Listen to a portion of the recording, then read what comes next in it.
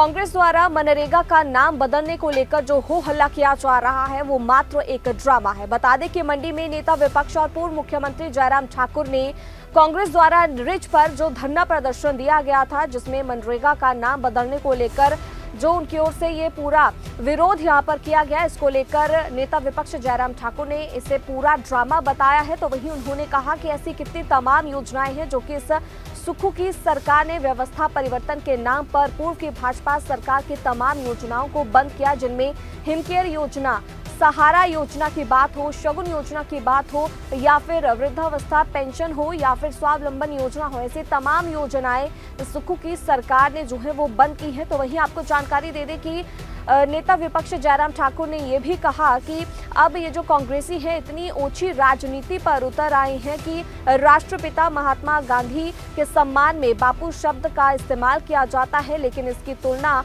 वो आसाराम बापू से कर रही है, जिससे पता चलता है कि आखिरकार राष्ट्रपिता के लिए इन कांग्रेसियों के मन में सम्मान की भावना कितनी है। तो तमाम आरोप जो है वो नेता विपक्ष जयराम ठाकुर की ओर से कांग्रेस की सुक्खू सरकार पर लगाए गए हैं। क्या कुछ उन्होंने इस दौरान अपने आरोपों में कहा, जरा आप भी सुनिए।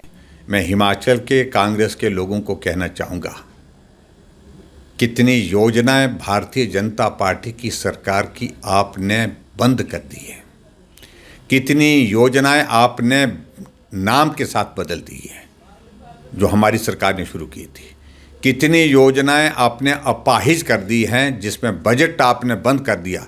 क्या हुआ सहारा योजना का? 9 महीने से पैसा नहीं मिल पा रहा है। क्या हुआ आपकी हिमकेयर की योजना का? आप उसमें पैसा दे रहे हैं क्या? क्या आप उन ओल्ड एज लोगों को, हैंडीकैप्ड लोग जो हैं, जो उनको पेंशन मिलती थी, वो पेंशन आप दे रहे हैं? क्या आप जो है हिमाचल प्रदेश में जो बेरोजगार थे, जिनको मुख्यमंत्री हमने स्वावलंबन योजना शुरू की थी हिमाचल प्रदेश में, क्या उस योजना को आपने बंद नहीं किया? आपने क्या छोड़ा है बंद करने के लिए? और यहाँ तो बहुत योजना बंद नहीं की गई है, यहाँ तो सिर्फ उसमें अमेंडमेंट करके परिवर्तन किया है, थोड़े परिवर्तन किया है, और उसमें उस परिवर्तन से मैं नहीं समझता हूँ कि किसी को नुकसान हो रहा है। रोजगार उसी तरह से मिलेगा। 100 की जगह 125 दिन की गारंटी उसमें सुनिश्चित की गई है। और ऐसे में मुझे लगता है कि बेवजह का शोर है। जहां हिमाचल प्रदेश में जब हम बात कहते हैं तो कहते हैं कि हमारी सरकार है, हमारी सरकार की अपनी नीतियां होंगी। क्या सरकार केंद्र में नरेंद्र मोदी जी की कोई बाइंडिंग है, कोई इस तरह की परिस्थिति की भी कि भाई वो सिर्फ कांग्रेस की जो बनी हुई योजना उनको ही चलाती रहेगी?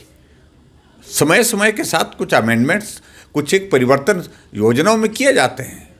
आपने तो योजनाएं बंद की हैं, यहाँ तो योजना में सिर्फ परिवर्तन किया है थोड़ा सा।